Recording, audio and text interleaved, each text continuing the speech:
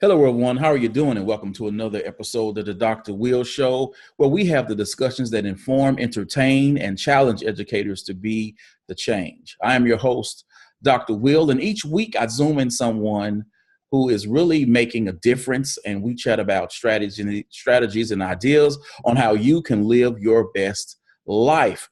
And today with me is Shai Reshef. Now, he came on my radar because, I follow Simone Biles. And those of you who, I don't know where you are, I don't know who she is, but she is one of the Olympic gold winning gymnasts. And all of a sudden she pops up, she has a t-shirt on, University of the People.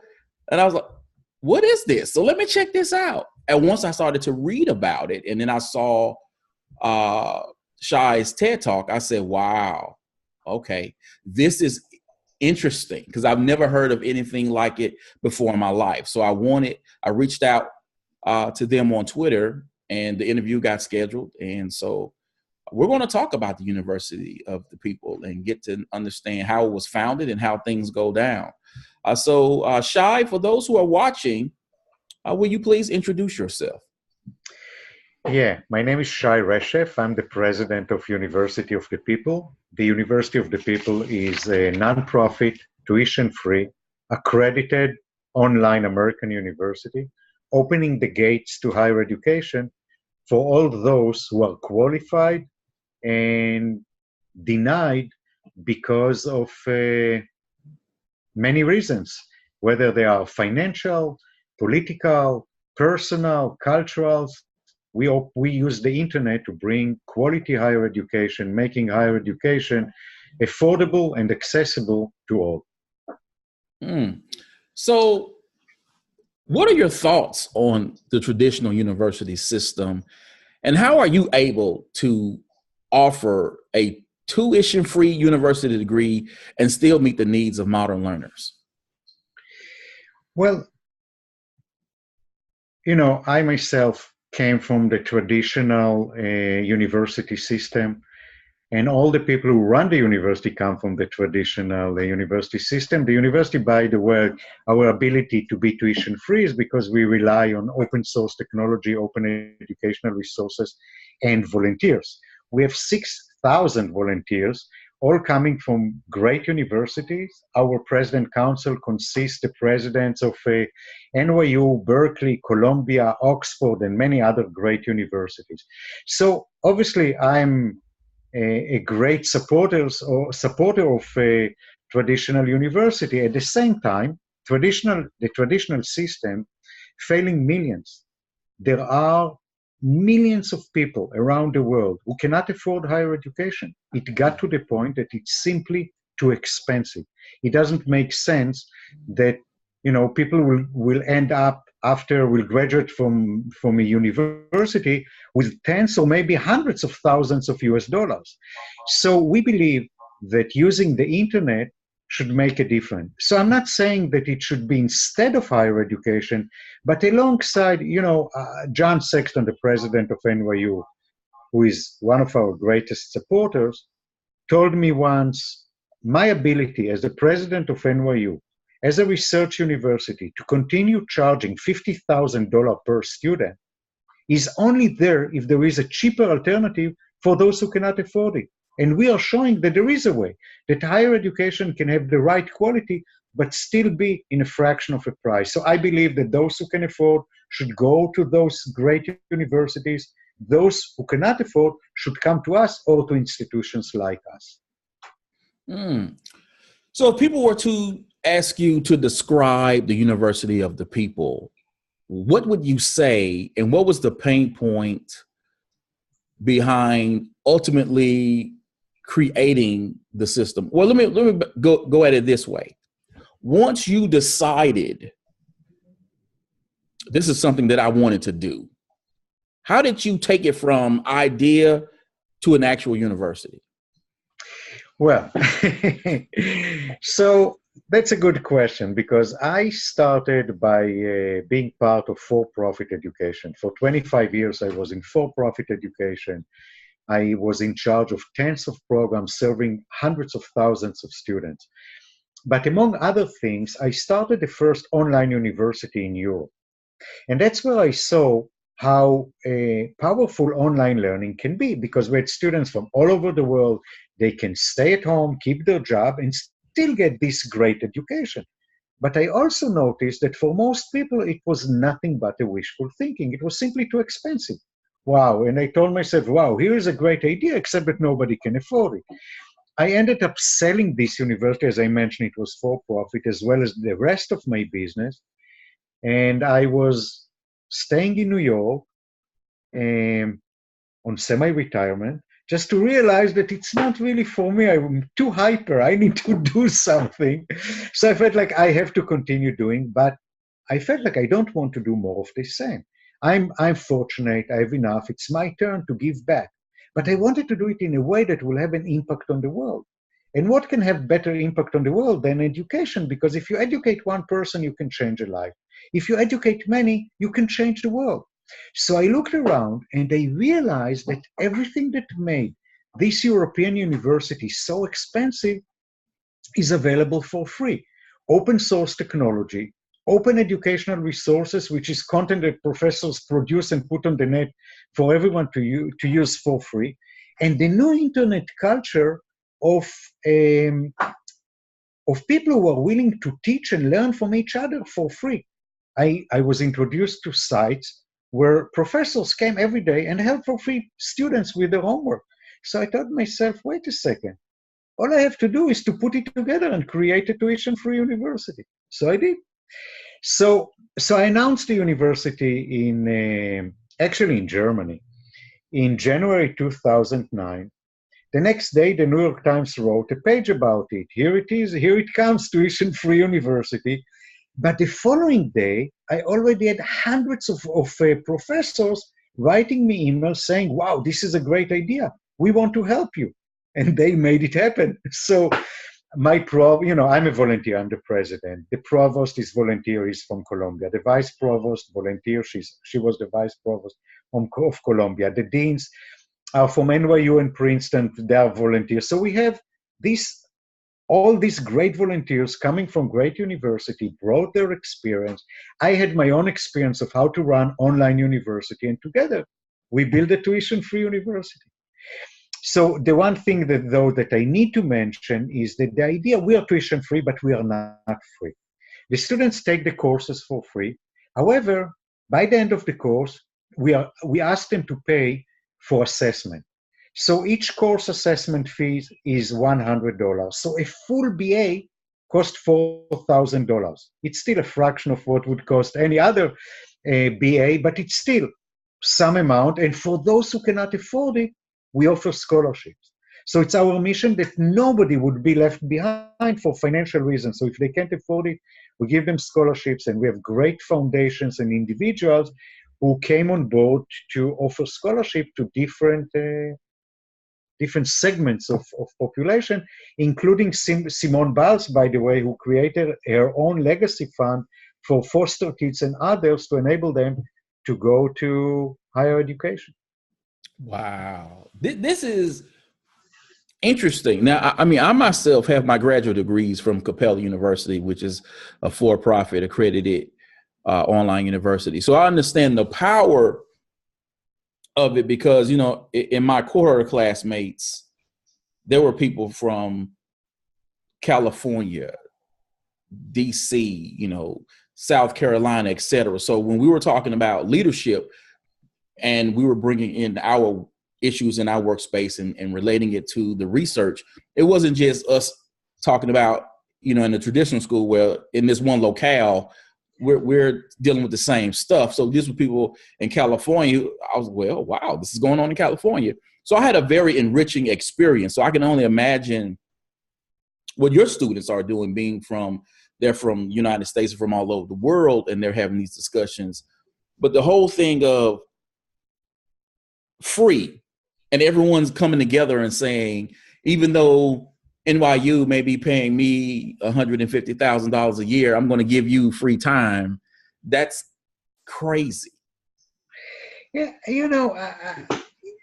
it's a little bit crazy, but but there is something behind it because if you're making, as you said, 150,000, and you feel that out there, and you teach 4 hours a week, and you feel that there are students out there that deserve higher education but cannot afford it, and why not to give back? That's amazing.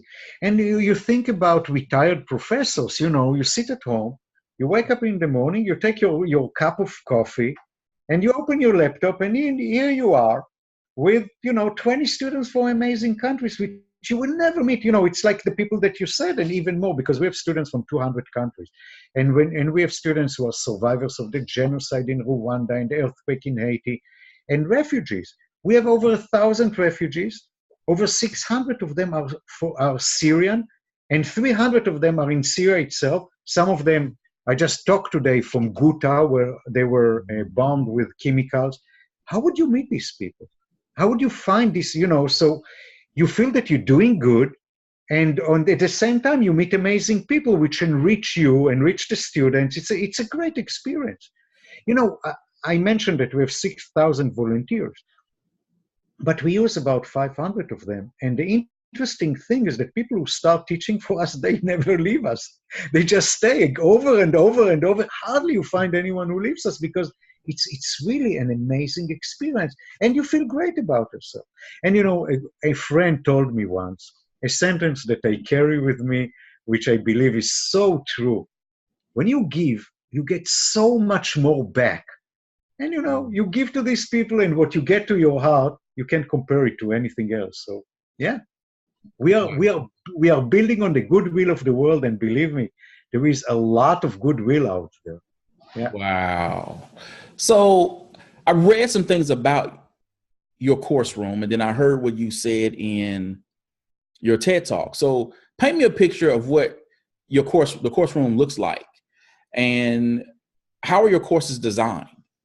Okay, so let me walk through the entire process. So first of all, I'll start from the students, and students who sign. When students want to apply to the university, they should demonstrate that their English is good enough if they're not coming from the US, or if they're not coming from a high school where English was the main language of instruction. Mm-hmm. So they should demonstrate that they are fluent in English, and they should have a high school diploma. If they have that, they are welcome to take 2 courses. They need to pass these 2 courses to show us that they meet our standards. If they can't pass them, apparently they can meet our standards, but it's also for them to see that the way our pedagogy fits them. And what is our pedagogy? When students sign up for a course, every course is 8 weeks long.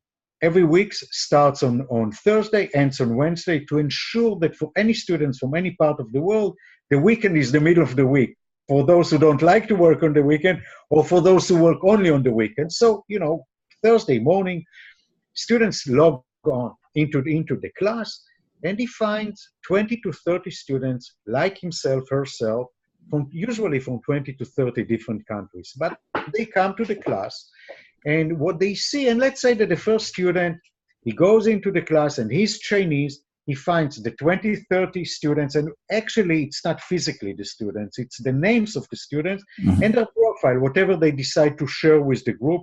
It might be only their name, but it might be, I don't know, a video of their cat, whatever they decide to share. And then Thursday morning, let's say that the first student is Chinese, simply because the morning starts first in China. So the Chinese goes into the class, and he finds the lecture notes of the week, the reading assignment of the week, the homework assignment of the week, and the discussion question. And the discussion question is actually the core of our studies. So after the students read the material, he sees the discussion question, and he decides to put his own original contribution to the class discussion. Let's say that the second student is Indonesian. She does the same, and she sees what the Chinese wrote, so she decides to comment on what the Chinese said. Let's say that the third student is, I don't know, from New York, and he reads what the Chinese wrote and what the Indonesian wrote, and he decides again, to comment on them. And the Chinese is very likely to go back to the classroom to see what other people wrote about him. Now, he sees what they comment on him, and he starts discussing the topic with them. Every week, every student must have at least one original contribution to the class discussion, and at least 5 times to comment on what other people say. So the discussion developed between the students under the supervision of the instructor, who is there every day, read everything that was written in the class discussion, and comment only if someone said something wrong and nobody was able to correct.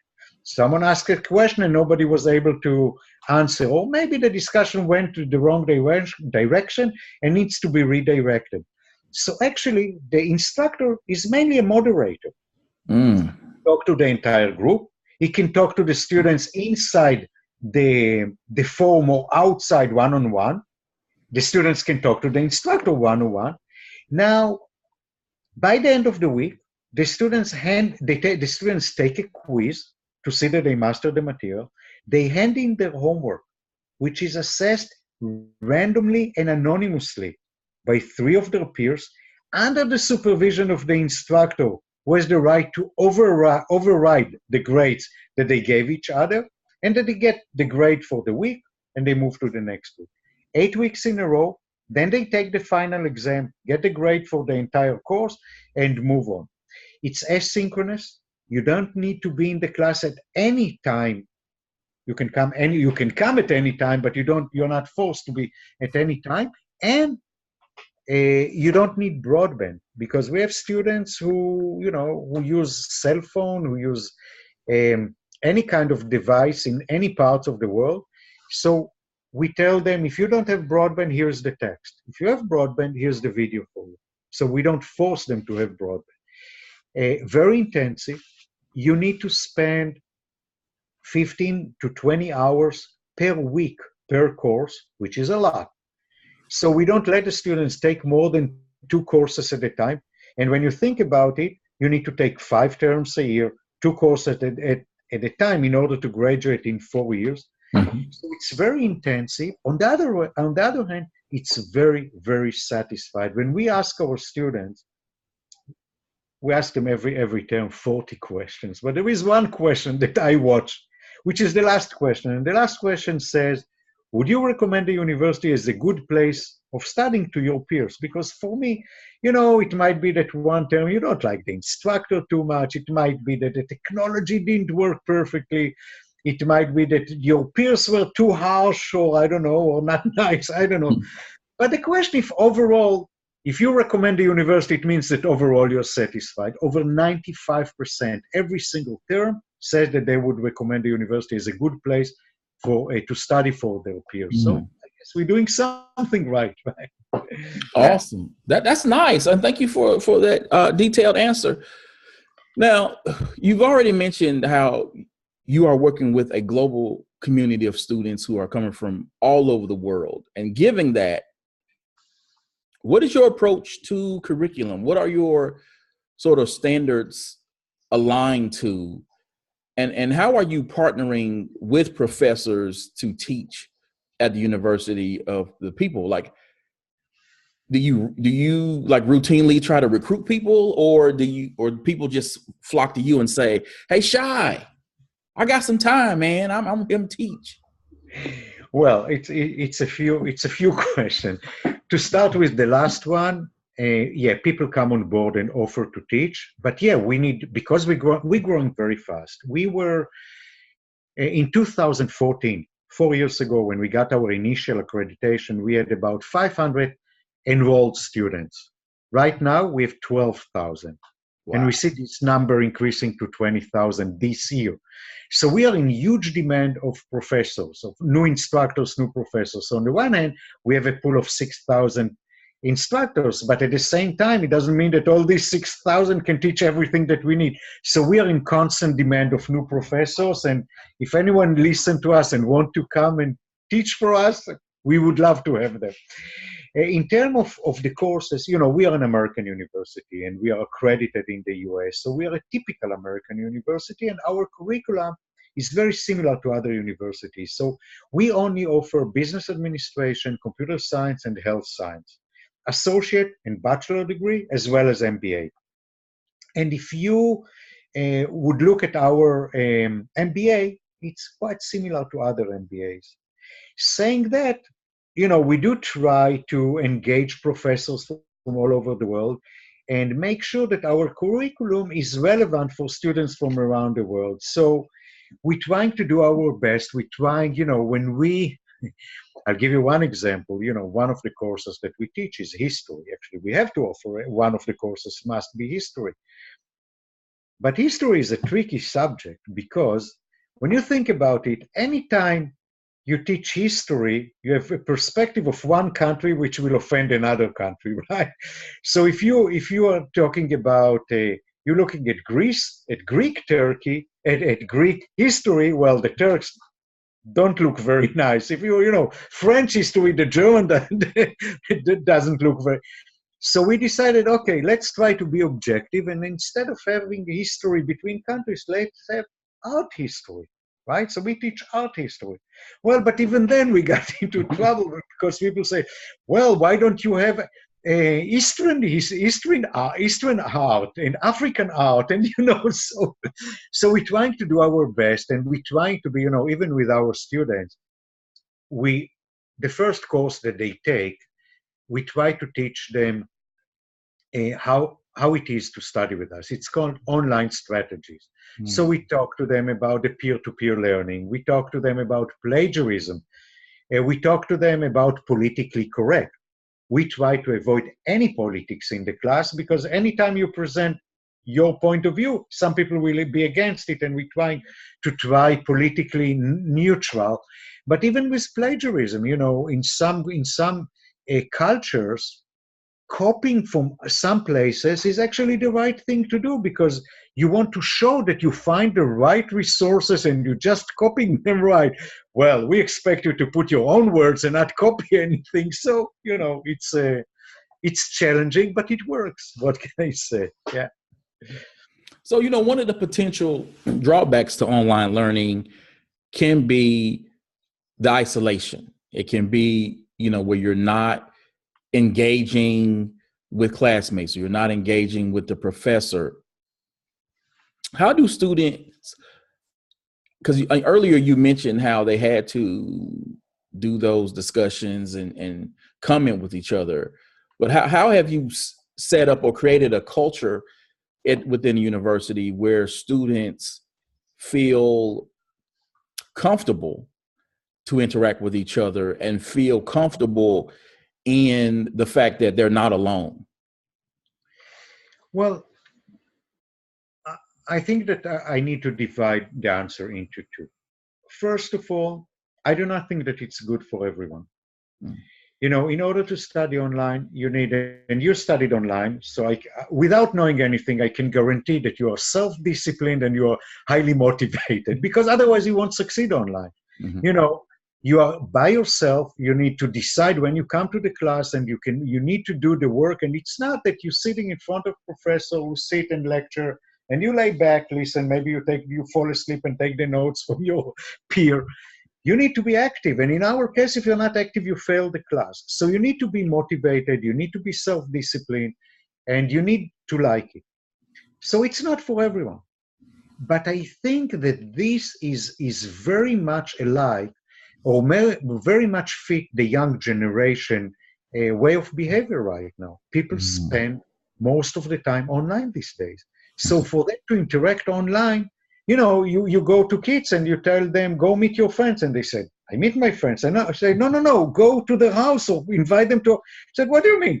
I'm with them online. So that's their interaction. So it fits the younger generation much more. And when you look, 33% of the US students today study either fully or partially online. So it's getting momentum. All the universities, including the best of them, from Harvard to Stanford, MIT, all of them offer online courses because the quality is already proven to be there. And even if you those who like the campus experience do some of the courses online because, it's much more convenient. It's much more flexible. You choose your own time, and the interaction, while I never say that it's the same as face-to-face, it's different, but it's the kind of interaction that the young generation appreciate. And, I would say one more element. For many of our students, that's their only option. So you're saying, well, would I study online and miss so-called the campus experience or have no degree at all? Well, so they would study online and have a great degree and miss the campus experience because that's the only option. Cool. So what have you learned so far from running the University of the People? Where are you getting it right? And what are areas where you can grow in? Well, a few things. First of all, I think that the most important thing, and I mentioned it before, is the goodwill that is out there. When I started the university, I knew, because I had an experience and I did run an online university before, and it was kind of, I thought, people will come and help. I didn't think that it would be such a wild movement of people who would come and help us. And, every day, we're getting more people who like the idea. And people who give donation for people, for people who cannot afford it. I think that I also learned the power of putting people together and open their minds to other people, because I think, and we experience it, you put people together from hostile cultures or countries. You put Pakistani and Indian, you put Israeli and Arabs, you put, as I mentioned before, Turks and Greeks. These people are supposedly enemies. Supposedly they hate each other. But when you put them in one class, they realize that actually, in terms of culture, they're closer to them because, the Indian and the Pakistani, they hate each other. They're enemies. But when we look at them, they're the same. What's the difference, right? But when they being put together, they realize that they're closest to each other than to the American or to the Chinese. So I think that we learned that putting people from different cultures together, that's the secret to make a global economy. It's the way to prepare people for their future, because in the 21st century, you need to work with people from around the world. Mm-hmm. But my realization is that if we were able to put millions of people from different parts of the world to study together, we'll have a much more peaceful world than we have right now. That's all right. That's all right. So we're getting ready to come to the end of this podcast, and this has been a great show, and I can't wait to get this out there to the audience. For those folks who are still not sold on an online university, and particularly they think the quality is lower than a brick and mortar school, what do you say to them? And what would you say to a person who would be watching this podcast, who will be listening to this podcast, and they're thinking, I want to get to the next level. I need to get that degree. What would you say to them to say, come to the University of the People? I guess that first of all, I would send them to go to our website, which is uopeople.edu. The letter U, the letter O, the word people, one word, uopeople.edu. And look who's behind the university. Look at the great presidents, 16 presidents of the best universities of the world, from Oxford to Columbia, to Berkeley, to NYU, to George Washington, Vassar, and I can go on and on. These people are the people who make the university. So this is one, and the provost, and the deans, and all the people who are making the university. Second, look who are our partners. So we actually, our students, after a year with us, are eligible to apply to transfer to NYU. Our associate degree graduates can, after 2 years, after they earn the associate, can apply to transfer to Berkeley to complete their BA on campus with Berkeley. I would say if Berkeley agree that our degree is good enough to accept them to complete, if our associate degree is good enough to be accepted to complete the bachelor, I guess it should be good enough for any of the audience. And by the way, the same is with Edinburgh in Scotland, which accept our associate degree gradually. But it's not only us. When you look at the best universities of the world, all of them offer online courses and online degrees. So if they offer these great degrees, it means that these degrees are worthwhile. If this hasn't convinced them, look where our graduate work. We have graduates who work with Apple, Google, IBM, Microsoft, the World Bank. We have graduates who went to PhD programs. What more can you do? So if after all that you want to experience for yourself, come, take a course, apply, take a course, take 2 courses. If you pass them, you're good enough for us, but I'm sure that by then you will realize that we are good enough for you as well. That's all I can say. And I think that people, and especially those that feel, people who work, older people who work who have families and need to feed it, that's the best solution. Yeah. And it's tuition free, as I said. So, yeah. Awesome. Thank you again, Shai, for coming on the show. And thank you so much for inviting me. This is a very important show, and thanks for doing it. You're welcome anytime. Now, people, you know how I do this. The video cast will be going up on YouTube. I need you to subscribe and leave your comments. The podcast itself is going on iTunes and SoundCloud. I need you to follow, leave your comments, because your boy's trying to get Oprah on the show, and I want her to, I'm doing some big things around here. So as always, people, invest in you, EDU, peace. Thank you again, Shai. Thank you so much again.